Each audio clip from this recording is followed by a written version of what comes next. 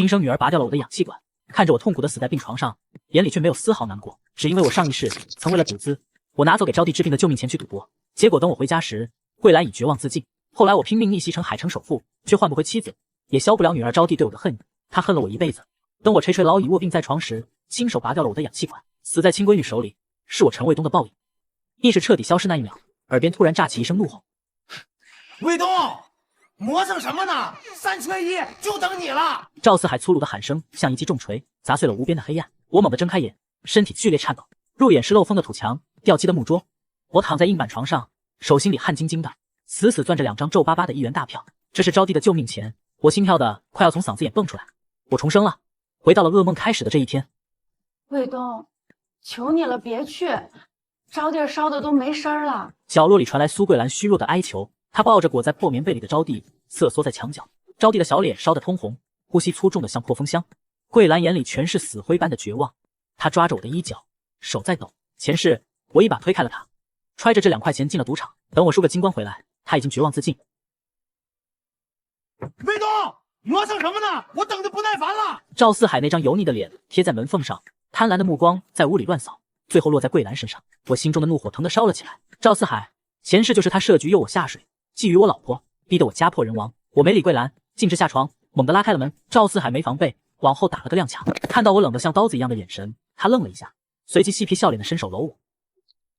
走啊，卫东，今天手气准能翻身。我拍掉他的手，声音冷得不带一丝热度。赵四海的笑容僵在脸上。你说什么？我说我不去了，听不懂人话。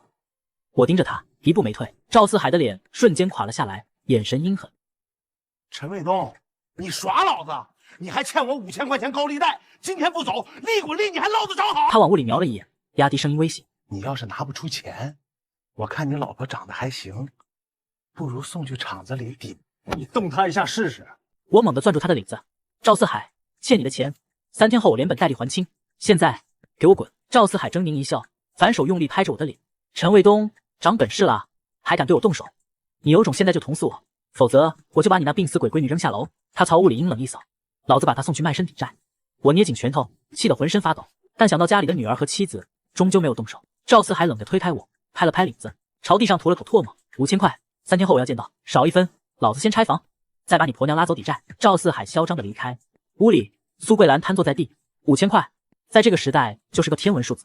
我转过身，她正惊恐地看着我，她怀里的招娣已经烧得开始说胡话了。卫东，你是不是要把我卖给赵四海？桂兰眼角的泪终于掉了下来。所以你才不跟他去？我心如刀割，前世的我到底是个什么样的畜生，才能让同床共枕的妻子怕成这样？桂兰，我不赌了。我走到他面前，想抱抱他，他却像受惊的兔子一样猛地往后缩。这钱是给招娣看病的，咱们现在就去医院。你真的不卖我，我要是动这个念头，就让天打雷劈，死无全尸。我咬着牙发誓，从他怀里接过招娣。招娣被送进去抢救，我靠在走廊冰冷的墙上。桂兰坐在长椅上，抱着头无声抽泣。卫东，赵四海说明天就要还钱，咱们家哪还有钱啊？我看着手里剩下的几块钱，沉默了。招娣的医药费是个无底洞。重生归来，我面前好像依旧是绝路。我把桂兰搂进怀里，她身体僵硬，过了好久才慢慢松弛下来。钱的事，我来想办法。桂兰，信我最后一次，我豁出命也会护住你们。我看向窗外漆黑的夜空，这个年代的海城，遍地是黄金，也遍地是陷阱。前世我靠海鲜发家，知道一些别人不知道的秘密。现在的渔民不识货，把海胆当成扎手的垃圾。但我记得前世有个叫花子，捡了一麻袋海胆去黑市，刀疤流直接砸下重金买走。消息传开后，全城的人都疯了，天天守在岸边抢，甚至为了抢个海胆打得头破血流。可那是以后，至少现在这个秘密只有我知道。满地没人要的海胆，对我来说就是救命的横财。这是我翻身的机会。急诊室红灯亮着，桂兰在一旁哭。赵四海的威胁让他绝望，手里的钱既不够招娣的医药费，也还不上赌债。我必须马上去找海胆。我跟桂兰说，让他在医院守着招娣，我去凑钱。说完就冲出了医院。深夜的街头没人，很快就到了码头。我直奔渔民丢弃海货的泥坑，这里的海胆被渔民当成了垃圾，扔的到处都是。我蹲下身就往麻袋里捡海胆，指尖被扎破流血，我也没停。我发现旁边还有野生鲍鱼，渔民把它们当石头扔了，这东西晒干后同样值钱。我捡得更快了。这时一道光亮照了过来，谁在那儿？干什么的？我没躲，抹了一把脸上的泥，站起身。吴大爷，是我，陈卫东。我捡点没人要的烂货。吴老汉呸了一声，把电筒往下移了移，看着我满手的血口子，冷笑道：陈卫东，你这是赌输了，想吃烂鱼自尽。滚滚滚，别死在老子地盘上！我没吭声，低头继续往麻袋里塞。每装一个，招娣的命就多了一分保障。2个麻袋装得沉甸甸的，我咬着牙把几百斤的货扛在肩上，重压让我的脊椎咯咯作响，但我心里却无比踏实。我扛着沉甸甸的麻袋，一头扎进黑市，一个脸上带疤的精瘦汉子就走了过来。他看着我麻袋里的东西，眼前一亮：“小兄弟，这堆玩意儿怎么卖啊？”2麻袋，海胆加鲍鱼，一共1300块。1300块，你他妈抢钱呢！周围的人都被这动静吸引了过来。刘哥，你是懂行的，这货在咱们这边没人要，但你要是运去南方，稳赚的。你小子竟然还真懂这里边的门道，但这价格太高了，我身上也没带这么多钱。这样吧，刘哥，我跟你交个朋友，打个折，1000块卖给你，以后我还能帮你收这样的好货。如果你不要，我只能卖给东街的马瘸子了。他也是个懂行的。果然，听到这，刀疤流脸色就变了。他犹豫了几秒，又看了看麻袋里的海胆，终于点头说道：“行，钱给你，货我拿走。你要是真能常展这好货，咱们以后就当朋友处。”他掏出黑布包，数出10叠毛票塞给我，我接过钱揣好，笑着说：“刘哥放心，以后好货少不了你的，咱这朋友就这么定了。”说完，我立马转头就走。刚才已经有人注意到这边了，果不其然，我刚走，身后就传来一阵动静，追来的人还不少。好在前世我发家前经常来黑市，对这儿的地形了如指掌，连绕了3个死胡同，翻过一道矮墙，很快就把身后的人甩干净了。我死死攥着手上这叠钱，1000块，这是招娣的命，也是我翻身的机会。我深吸一口气，揣着钱飞速往医院赶去。我浑身湿透，带着刺鼻的腥味冲进医院。走廊尽头，桂兰缩在角落，怀里死死抱着招娣。桂兰，我凑到钱了！我冲过去想抱她，滚开！桂兰却尖叫一声，把我推到了墙上。她眼里全是血丝，嘶哑着嗓子吼道：“你还敢回来！”招娣刚才差点没气了，你去哪儿了？她哭着捶打我的胸口。你是不是等女儿死了才甘心？周围病友对我指指点点，我没躲，一把掏出怀里那叠温柔的钞票，塞进她手里。看，1000块，招娣有救了！桂兰的哭声戛然而止，她低头看着手里那叠厚厚的毛票，可她见到这笔钱，不是惊喜，反而惊恐的倒退，钱也洒了一地。钱，这么多钱！她声音打颤，看我的眼神像看杀人犯。陈卫东，你抢劫了？你是不是真的把我和招娣卖了？我没有，这是我卖海货赚的。谁家海货值1000块？桂兰绝望地瘫在地上。你根本没变，你还是那个赌徒。我百口莫辩，心像被毒蛇啃了一样。我冒着黑吃黑的风险拼回来的命钱，在他眼里却成了我无可救药的罪证。病房门开了，护士冷着脸喊：“陈招娣家属，钱凑够没？再不交费，药就停了。”钱够了，护士，钱够了。我抓起地上的钱，强行塞回桂兰手里。桂兰，你恨我可以，但招娣等不起了。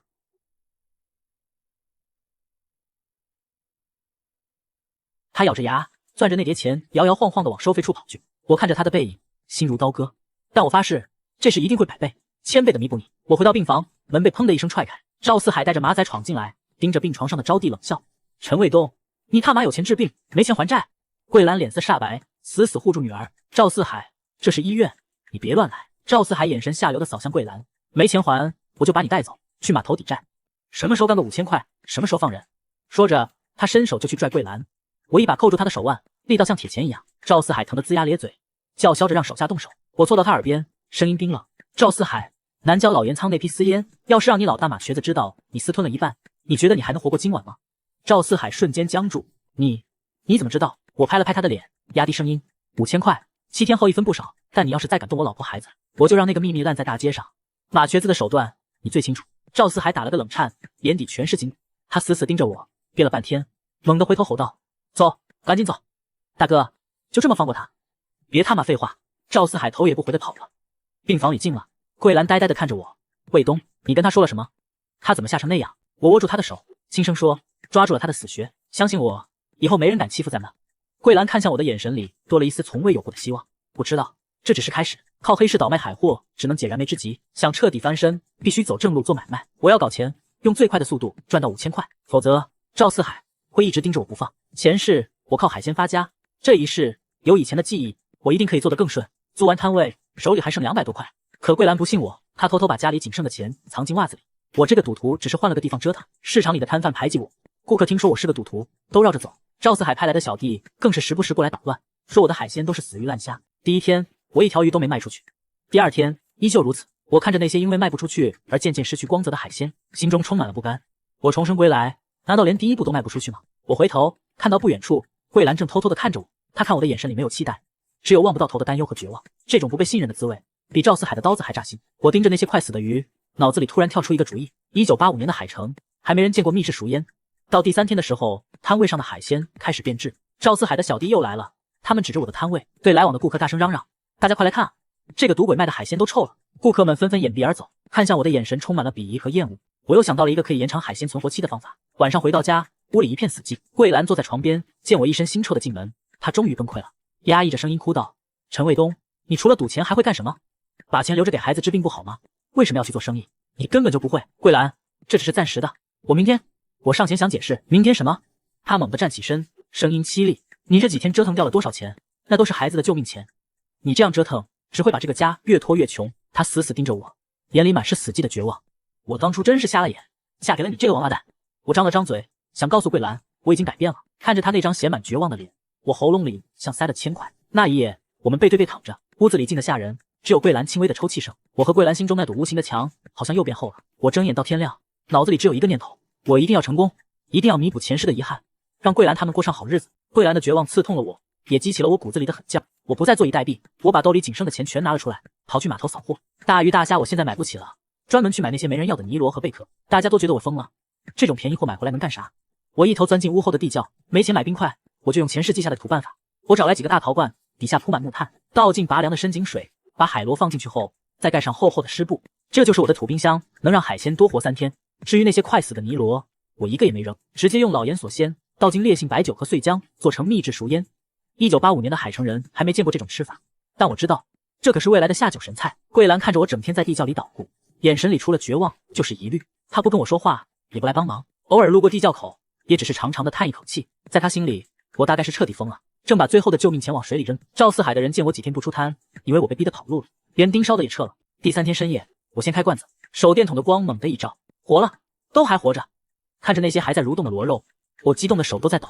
整整3天，土办法成了。我又尝了一口烟罐里的尼罗，险些是口。我攥着拳头，自语着：“桂兰，招娣，相信我，好日子真的要来了。”天刚亮，我就挑起2担沉甸甸的货，在桂兰惊异的目光中，大步冲向市场。这一次，我要让所有看不起我的人全都闭嘴。第2天，我重新出摊，我的摊位上只有一盆盆活蹦乱跳的海螺和贝脸。哟，赌鬼又来了，今天卖石头啊！我没搭理他，掀开了陶罐上的盖子，一股混合着白酒、老盐和鲜香的气味瞬间散开。我大声吆喝：“秘制熟腌尼罗，先尝后买，不鲜不要钱。”一个老主顾路过，看着晶莹剔透的尼罗，好奇尝了一口。就这一口，他眼睛瞪得浑圆。嘿，这味儿绝了，咸鲜入味，一点腥气都没有，这酒香味儿带劲。他当场称了2斤。没过半小时，他就带着一帮酒友回来了，围着我的摊位狂喊：“给我来3斤！我也要，这玩意儿下酒绝了！”我的摊位前第一次排起了长队，而王麻子的摊位冷清的连只苍蝇都没有，他眼珠子都看红了，凑过来想看我的罐子，被我一个冷眼瞪了回去。晚上收摊，我数着手里厚厚一沓钞票，回到家，桂兰正在煤油灯下打补丁，我一言不发，把那叠钞票直接拍在桌上。桂兰吓了一跳，手里的针扎进了指头，她死死盯着那堆钱，脸色煞白。陈卫东，你又去哪赌了？这是卖尼罗赚的血汗钱。我走过去，强行握住她冰凉的手。桂兰，我说过要让你们娘俩过好日子，我没撒谎。她看着那些钱，又看了看我手上的伤口。桂兰的眼神里第一次露出了真正的惊讶和动容。卫东，你这真的是买卖尼罗赚的？桂兰，相信我，这只是开始，我会让你和孩子过上好日子的。她没有抽回手，只是低着头，默默地流下了眼泪。这一次是喜悦的泪水。她终于对我有了改观，一切都在往好的方向发展，我的生意越来越好。可赵四海也收到了消息。一天下午，他带着几个小弟又出现在了我的摊位前。他看着我摊位前排着长队，脸上那标志性的横肉抽搐了一下。排队的顾客一见这煞星，吓得四散而逃。原本热闹的摊位瞬间冷清下来。赵四海抓起一只海螺放在手里把玩，歪着头冷笑：“陈卫东，行啊，还真让你走起买卖来了。”我挡在桂兰身前，盯着他：“赵四海，你来干什么？这还没到7天，你想坏规矩？规矩？”赵四海猛地把海螺砸在地上，碎片溅了一地。那是以前的规矩，现在老子看上你这门生意了，以后每天挣的钱分我一半。你知道我秘密的事儿，咱们就翻篇，否则……他阴冷的目光转到桂兰身上，否则就算我死，也要拉着你老婆孩子垫背。桂兰吓得脸色惨白，手里的钱袋子直接掉在地上。我心中怒火翻腾，却反而笑了起来。我一把扣住赵四海的肩膀，压低声音：“赵四海，你以为我只会拿话吓唬你？老烟枪的账本我已经写了3份，只要我今天回不去，或者我老婆孩子掉一根头发，那3封信就会准时送到马瘸子和警务室的桌上。”我盯着他的眼睛，一字一顿：“你可以赌一把，看是我先死，还是你先被瓦瘸子成海。”赵四海终于怂了，他猛地甩开我的手，心虚的往后退了2步。“陈卫东，你狠！”他咬牙切齿的指着我：“我不动你，但我让你这买卖干不下去，咱们走。”他带着人灰溜溜的走了，那背影里透着一股子阴狠。桂兰瘫坐在地上，一边捡钱一边哭：“卫东，要不咱别干了？”他这种人咱们惹不起，钱咱不挣了。我看着妻子卑微恐惧的样子，心像被刀割一样。我抱住桂兰说：“桂兰，别怕，有我在，不会让你和孩子出事的。”赵四海的威胁像一块巨石压在我心头，但我知道我不能退缩，一旦退缩，我和桂兰、招娣就永无宁日。第二天，赵四海的小弟果然又来了，他们不打不砸，就站在我摊位前，对着顾客阴阳怪气的说话。大家可想好了，在他这买东西，钱可是进了赌鬼的口袋，最后都得落到我们四海哥手里。顾客们被吓得不敢上前，我心中冷笑：赵四海，你以为这样就能难住我？我清了清嗓子，对着围观的顾客大声说道：各位街坊邻居，我陈卫东以前是混蛋，是赌鬼，我认，但我现在只想靠自己的双手养活我老婆孩子，但我挣的每一分钱都是血汗钱。我顿了顿，指着那几个小弟继续说道：他们说我挣的钱要给赵四海，没错，但我想问问大家，谁家没有个难处？我欠债还钱，光明正大，不像某些人只会放高利贷、吸人血。那几个小弟脸色一变，想反驳却又说不出话来。我趁着打铁，拿起一条最新鲜的鱼，对大家说：今天我陈卫东把话放这儿，只要大家信得过我，今天所有海鲜一律8折，就当是我陈卫东谢谢大家给我一个重新做人的机会。人群中爆发出叫好声，顾客们又重新围了上来，生意比之前还要火爆。那几个小弟被晾在一边，灰溜溜的走了。晚上，桂兰看着我，眼神里第一次充满了崇拜和骄傲，她主动帮我捶背，轻声说：卫东，你今天真像个男人。招娣的身体彻底好了，脸蛋红扑扑的，像个小苹果。她每天最高兴的事就是等我收摊回家，但很快我就发现她不对劲，她变得不爱说话，有时候会一个人躲在角落里偷偷哭。我问她，她也不说。问桂兰，桂兰也只是叹气。直到有一天，我提前收摊回家，看到招娣被邻居家的几个半大孩子堵在巷子口。你爸爸是赌鬼，我们不跟你玩。我爸爸说，你爸爸是坏人，欠了好多钱。丑八怪，你爸爸是赌鬼，你也是小赌鬼。孩子们推搡着招娣，把她推倒在地。招娣抱着膝盖，哭得撕心裂肺。那一刻，我感觉自己的心被狠狠地捅了一刀。我拼尽全力想给他们一个安稳的生活，却没想到我的过去像一个无法摆脱的烙印。我冲过去，赶走了那些孩子。我抱起招娣，她在我怀里哭得上气不接下气。爸爸，他们说你是赌鬼，他们不跟我玩。我抱着她，眼泪再也忍不住，夺眶而出。招娣，对不起，是爸爸不好。我哽咽着，心如刀割。桂兰走过来，看着我们父女俩，也红了眼眶。她没有责备我，只是默默地递过来一条毛巾。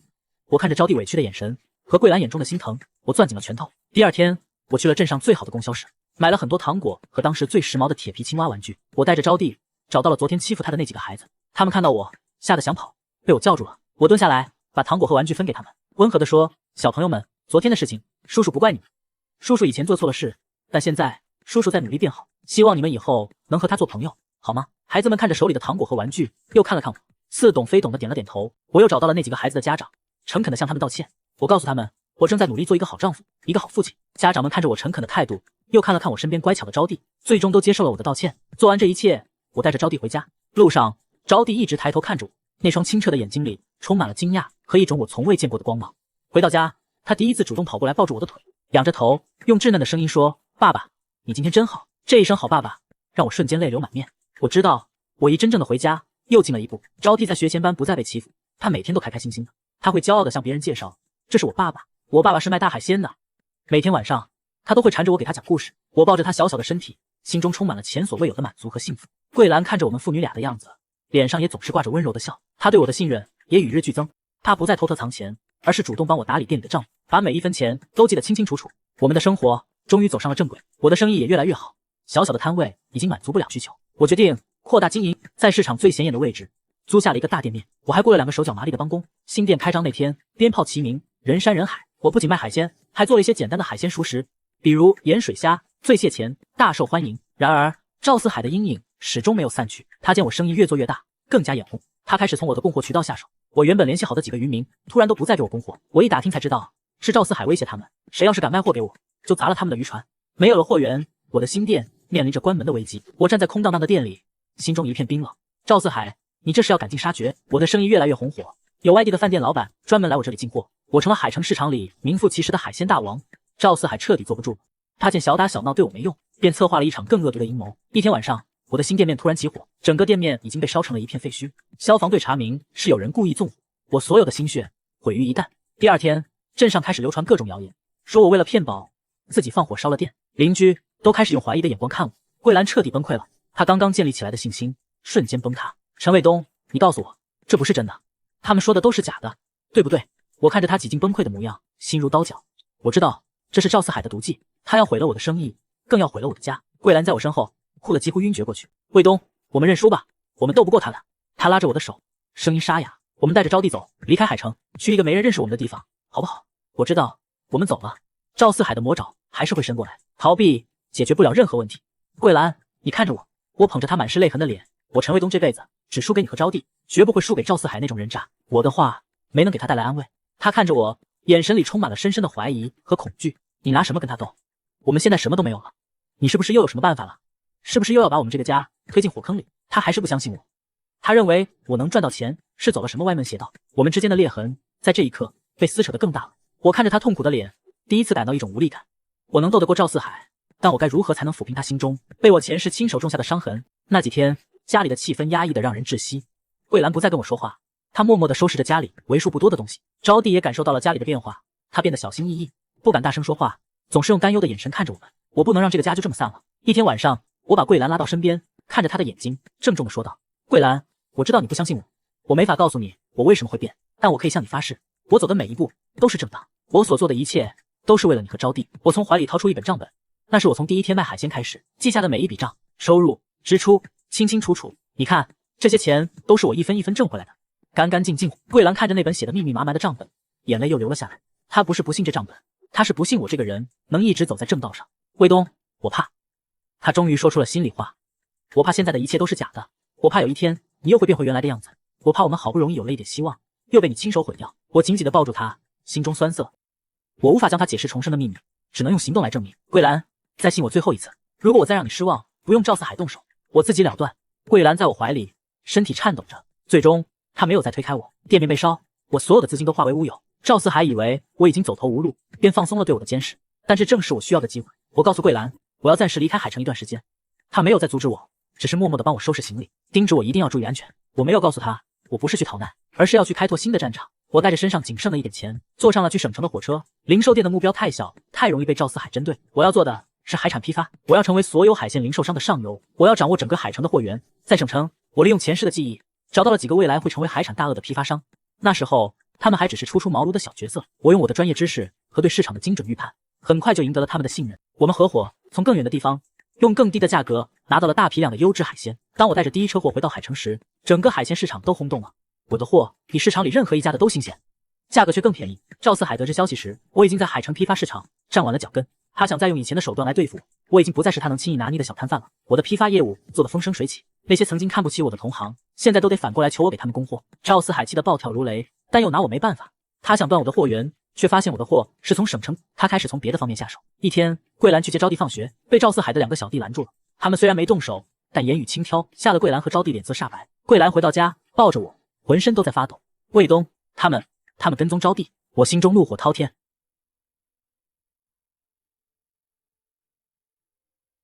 我意识到光有钱是不够的，我必须找到能将赵四海连根拔起的方法。一个与我合作的批发商，在一次酒后，无意中向我透露，赵四海不只是放高利贷那么简单，他似乎还和一些官员勾结，做着一些见不得光的大生意。我心中一动，这或许就是扳倒赵四海的关键。我开始利用我的生意网络，暗中调查赵四海背后的秘密。我知道这很危险，稍有不慎就可能万劫不复，但为了桂兰和招娣，我别无选择。调查赵四海就像在刀尖上跳舞，我以一个成功企业家的身份向他们咨询政策，寻求合作，同时也在暗中观察，寻找可以信任的人。桂兰很担心，她怕我卷入更深的漩涡。卫东，我们现在日子好过了，我们能不能不要再冒险了？我理解她的恐惧，但我更清楚，只要赵四海还在，我们就永无宁日。桂兰，你放心，我不是在冒险，我是在为我们这个家铲除最后的危险。经过一段时间的试探，我终于找到了一个可以信任的人，工商局的一位姓李的副科长。他为人正直，对赵四海的所作所为也早有耳闻。我向他透露了一些我掌握的关于赵四海偷税漏税的线索。李科长非常重视，他告诉我，如果能找到确凿的证据，他愿意帮我。我们的联盟初步形成，我的举动已经引起了赵四海背后那张大王的警觉，危险正在悄然逼近。我的海鲜批发业务越做越大，我开始向周边的城市扩张。我的名字陈卫东已经成了一块金字招牌。我们在城里买了新房子，招娣也转到了市里最好的小学。桂兰不用再为生计发愁，她每天把自己打扮得漂漂亮亮的，脸上总是挂着幸福的笑容。但赵四海的嫉恨也与日俱增，他见无法在生意上打垮我，便开始动用他背后的关系。工商、税务、卫生部门轮番上门检查，他们总能从各种刁钻的角度找出一些问题，然后开出巨额罚单。我虽然每次都能靠着李科长的帮助化险为夷，但也疲于应付。桂兰看着我每天为了这些事焦头烂额，心疼不已。卫东，要不我们花点钱打点一下关系吧？祸财消灾。我摇了摇头，我清楚，一旦我开始同流合污，就正中了他们的下怀。我不仅要赢，还要赢得干干净净。我一边应付着明面上的刁难，一边加紧了对赵四海背后那张大网的调查。我知道一场更大的风暴即将来临。招娣长大了，出落得亭亭玉立，她学习成绩优异，是学校里的文艺骨干，画画、唱歌样样精通。她不再是那个在巷子口被人欺负，只会哭鼻子的小女孩了。她会骄傲地跟同学说，我爸爸是海城最大的海鲜大王。每次听到她这么说，我心中都充满了欣慰和自豪。我所有的努力都是为了让她能这样昂首挺胸、无忧无虑的生活。周末我会放下所有的工作，陪她和桂兰去公园、去游乐场。我们会像所有普通的幸福家庭一样，享受着天伦之乐。桂兰看着我和招娣亲密无间的样子，眼中总是充满了幸福的泪水。卫东，谢谢你，给了我和招娣一个这么好的家。我知道我已经彻底走出了前世的阴影。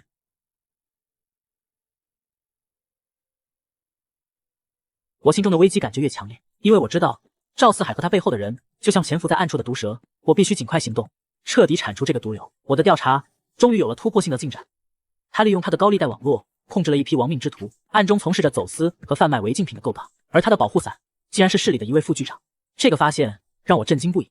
我面对的是一个远比我想象中更庞大的犯罪集团。我将这个消息告诉了李科长。李科长听后脸色凝重，这件事已经超出了他的能力范围，但他需要更直接、更确凿的证据。我陷入了两难，要获取这样的证据，无异于虎口拔牙。桂兰也察觉到了我的不对劲，她问我到底发生了什么事。我犹豫再三，还是决定告诉她一部分真相。我不能再让她蒙在鼓里。当她得知赵四海背后竟然牵扯到这么大的势力时，她吓得脸色煞白。但这一次，她没有再劝我放弃。她握着我的手，眼神坚定地说：“卫东，不管你做什么，我都支持你，但是你一定要保证自己的安全。”她的理解和支持给了我无穷的勇气。我决定铤而走险，我利用一个被赵四海逼得家破人亡的线人，设下了一个局。我让他假装走投无路，向赵四海求助。赵四海生性多疑，他对我那个线人进行了多次试探，每一次我都利用我前世的经验，帮线人完美的应付过去。终于，赵四海相信了线人，决定让他参与一次重要的交易。交易的地点在一个废弃的码头，时间是3天后的午夜。我知道这是我获取核心证据的唯一机会，但同时也可能是我生命的终点。我将我的计划详细的告诉了李科长。李科长听后沉默了很久，他告诉我他会尽力协调上级部门，在交易当晚采取行动，但他无法保证在警察赶到之前我能安然无恙。我把家里所有的积蓄都转移到了桂兰的名下，我给她和招娣买了一份巨额的保险。出发前一晚，桂兰抱着我哭了一整夜，她什么都没说，但我知道她什么都懂。我吻了吻熟睡中的招娣，心中默念：宝贝，爸爸爱你。如果我回不来，废弃的码头，海风呼啸，像鬼哭狼嚎。我躲在暗处，看着我的线人和赵四海的人进行交易，他们交易的是一批数量巨大的违禁品。我的心提到了嗓子眼。我手中的微型录音机和照相机是我所有的赌注。就在交易即将完成的那一刻，意外发生了。赵四海突然发现了不对劲，他猛地拔出枪，指着我的线人，吼道：线人吓得魂飞魄散，还没来得及说话，就被赵四海一脚踹倒在地。赵四海的小弟在线人身上搜出了微型窃听器，赵四海的脸色瞬间变得狰狞可怖，他举起枪对准了线人的脑袋。我不能再等了，我从暗处冲了出来，大喊一声：赵四海，你的对手是我。赵四海看到我，先是一愣，随即哈哈大笑起来。今天我就送你们俩一起上路。他调转枪口对准了我。就在这时，码头外响起了密集的警笛声，警笛声由远及近，像催命的符咒，让赵四海的脸色瞬间煞白。条子来了，快撤！他嘶吼着。混乱中，他没有忘记我，他举起枪对着我就是一枪。我只感觉肩膀一麻，一股剧痛传来，整个人向后倒去。卫东，我仿佛听到了桂兰的哭喊。赵四海还想再补一枪，但已经被冲上来的警察团团围住，竟然丧心病狂地抓过身边的一个小弟当人质，试图负隅顽抗。赵四海被当场击毙，我被送往医院抢救，子弹离我的心脏只有几厘米。我躺在病床上，看着守在我身边的桂兰和招娣，他们哭得泣不成声。爸爸，你不要死！卫东，你醒醒啊！桂兰的声音沙哑而绝望。我看着他们，心中充满了歉意和不舍，还是让他们陷入了如此巨大的恐惧之中。我缓缓地抬起手，想要擦去桂兰脸上的泪水，却最终无力地垂下。我的意识渐渐陷入了黑暗。我再次醒来时，已经是3天后。我看到桂兰趴在我的床边睡着了，她的脸上还挂着泪痕，眼窝深陷，憔悴的让我心疼。我轻轻地动了动手指，她立刻惊醒了。卫东，你醒了。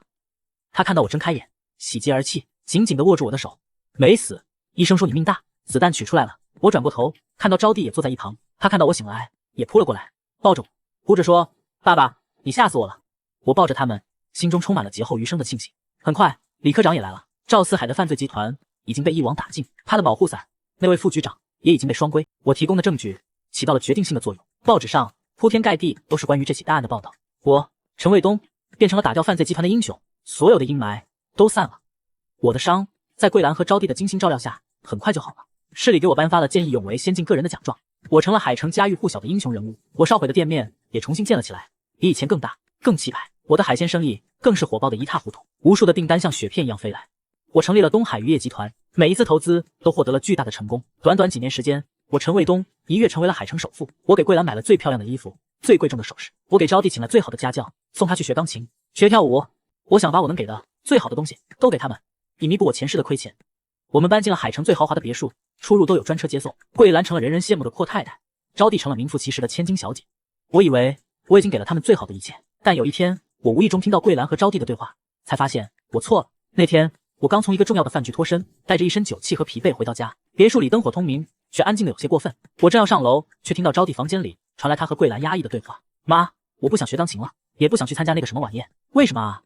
你爸爸花了好多钱给你请个老师，那个晚宴上还能认识很多新朋友呢。我不喜欢，我觉得我们现在的生活好陌生，我还是喜欢以前我们一家人挤在那个小店里，虽然很累，但是很开心。现在爸爸每天都很忙，回家也很晚，我都好久没跟他一起吃饭了。”桂兰长长的叹了口气：“你爸爸也是为了我们好。”他们的对话像一把重锤，狠狠砸在我的心上。我愣在原地，酒意瞬间醒了大半。我把我认为最好的一切都堆在他们面前，最漂亮的衣服，最高雅的艺术。我以为这是弥补，我以为这是爱，可我忘了问他们，这到底是不是他们想要的？前世我因为赌博在他们的生活中缺席，今生我因为事业又一次在他们的生活中缺席。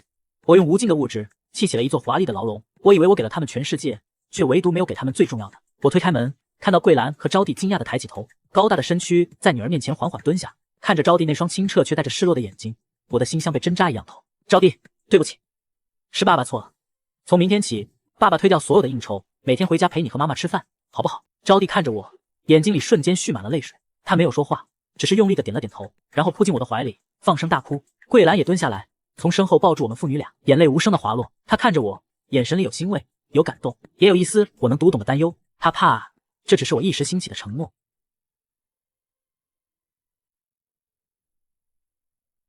没有像往常一样直奔公司，而是走进了厨房。桂兰看到穿着围裙、手里拿着锅铲的我，惊讶的说不出话来。卫东，你这是？我给你们做早饭。我笑了笑，手法有些生疏，但态度很认真。这是我第一次为他们做饭。我送招娣去了学校，回公司的路上，我的秘书小李打来电话，提醒我中午和晚上的2个重要饭局都推掉。我毫不犹豫地说道：“就说我家里有事，比天大的事还重要。以后晚上6点之后的所有应酬一概不接。”我感到一阵前所未有的轻松。晚上我准时回到了家，餐桌上是桂兰精心准备的饭菜。我们一家3口第一次在这栋豪华的别墅里安安静静地坐在一起吃饭。爸爸，你今天不忙吗？不忙。爸爸以后每天都会来陪你和妈妈吃饭。我夹了一块鱼肉放进他的碗里，招娣开心地笑了，那笑容像阳光一样。然而改变的过程并不容易。晚饭刚过半，公司的电话就追了过来。我看着桂兰和招娣瞬间暗淡下去的眼神，心中一紧。我拿起电话，对着那头沉声说道：“我现在没空，天塌下来也等我吃完这顿饭再说。”我挂掉电话，看到桂兰和招娣正惊讶地看着我，我笑了笑，对招娣说：“吃饭别管那些事，快告诉爸爸你们学校今天有什么好玩的事。”那一晚我没有再去公司，我陪着招娣做作业，听桂兰讲家常，看着他们满足的笑脸，我知道我做出了最正确的选择。周末我没有带他们去那些所谓的高档会所，而是开着车回到了我们最初的家。院子已经很久没人住了，长满了杂草。爸爸，我们为什么要来这里啊？因为这里是我们的根。我推开那扇吱呀作响的木门，屋里的一切都还保留着当年的模样。桂兰看着那张掉漆的木桌，眼眶红了。她转过头看着我，眼神里充满了复杂的情绪。招娣，你看到这口井了吗？你小时候发高烧，妈妈就是用这口井里的水一遍遍给你擦身子，一夜都没合眼。这里是你妈妈种的菜，我们吃的菜都是妈妈亲手种的。招娣听得入了迷，她看着桂兰，眼中充满了崇拜。妈，你真了不起。桂兰被女儿夸得有些不好意思。那时候虽然苦，但只要你在家，我就觉得安心。我心中一颤，紧紧地握住了她的手。她要的从来都不是金山银山，而是一个能让她安心的丈夫，一个完整的家。我们一家3口拔草种花，阳光洒在我们身上，暖洋洋的。我仿佛又回到了很多年前，心中却无比富足。我的转变在海城的上流圈子里引起了不小的议论。一个身价与我相当的地产老板：“陈总，最近是英雄气短，儿女情长了，就为了回家陪老婆孩子吃饭。”周围的人都笑了起来。我没有生气，只是淡淡的笑了笑。钱是赚不完的，但女儿的童年只有一次，老婆的热饭凉了就不好吃了。我觉得这比任何项目都重要。我的话让场面瞬间安静了下来。那位老板愣了一下，随即有些尴尬的笑了笑。这件事很快就传开了，有人说我傻，有人说我装，但更多的人都对我投来了敬佩的目光。然而新的挑战也随之而来。招娣所在的贵族学校里，圈子文化盛行。招娣因为穿着朴素，不爱攀比，被一些同学孤立了。一天她哭着回家，她的同桌因为他没有最新款的进口文具盒，就不跟他说话了。我看着女儿委屈的脸，心中一阵刺痛。我以为我给了她最好的教育环境，这里也充满了成人世界的污浊。我没有像其他家长那样立刻给招娣买一个更贵的文具盒。晚上，我把招娣叫到书房，我没有直接谈论白天的事，而是给她讲了一个故事。爸爸小时候家里很穷，连饭都吃不饱。那时候，爸爸最大的梦想就是能吃上一顿饱饭。后来，爸爸长大了，开始赚钱。爸爸赚了很多很多钱，以为有了钱就能拥有一切，就能让所有人都看得起我。但爸爸后来发现我错了，真正能让人看得起的，不是你拥有多少钱，不是你用多贵的文具盒，而是你的心里装了多少东西。你的善良，你的知识，你的品格，这些才是别人谁也抢不走的财富。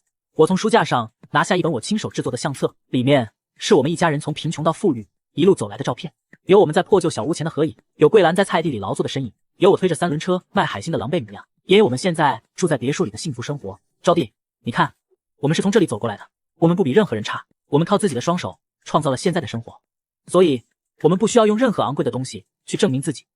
招娣看着那些照片，似懂非懂。第二天，我送她去学校，在校门口，我看到了她的那个同桌和她那开着豪车的妈妈。我没有走过去，只是对招娣笑了笑，说：“去吧，做你自己。”招娣看了我一眼，眼神里充满了坚定。她挺直了腰板，走进了校门。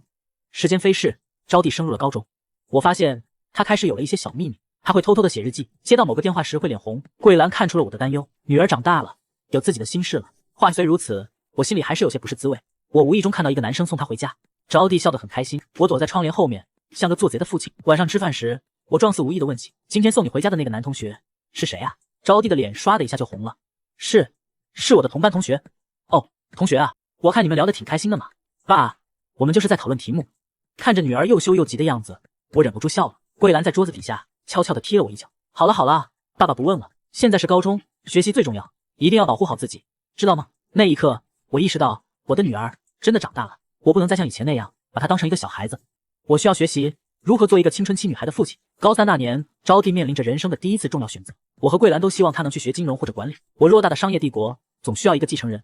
一天晚饭后，她把我和桂兰叫到书房。爸妈，我想好了，我要考师范大学。我以后想当一名老师。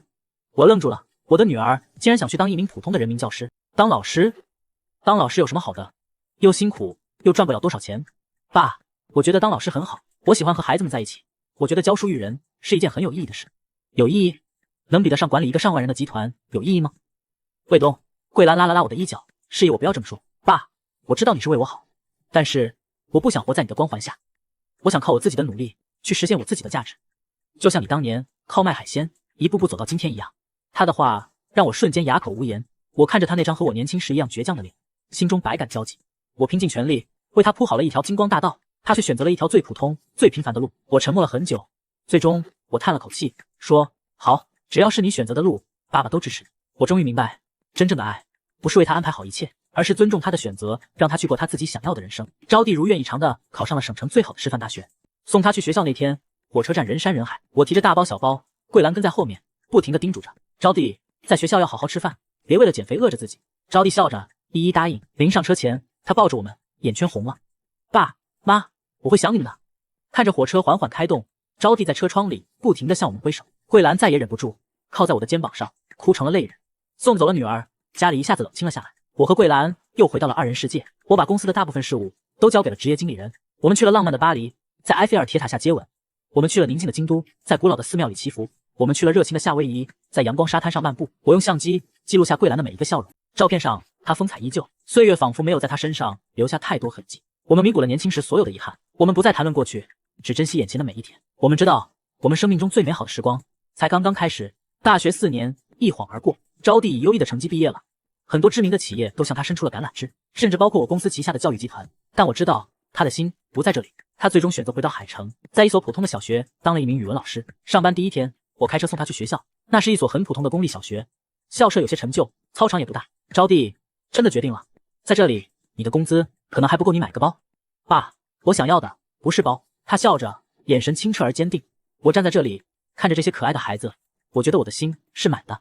我看着她走进校园，阳光洒在她身上，仿佛给她镀上了一层金色的光环。那一刻，我为我的女儿感到无比的骄傲。很快，招娣就用她的热情和才华赢得了学生们的喜爱和同事们的认可。她成了学校里最受欢迎的老师。她还遇到了她的爱情，对方是学校的体育老师，一个阳光开朗的大男孩。他们把恋情告诉我时，我只问了那个男孩一个问题：你爱我的女儿吗？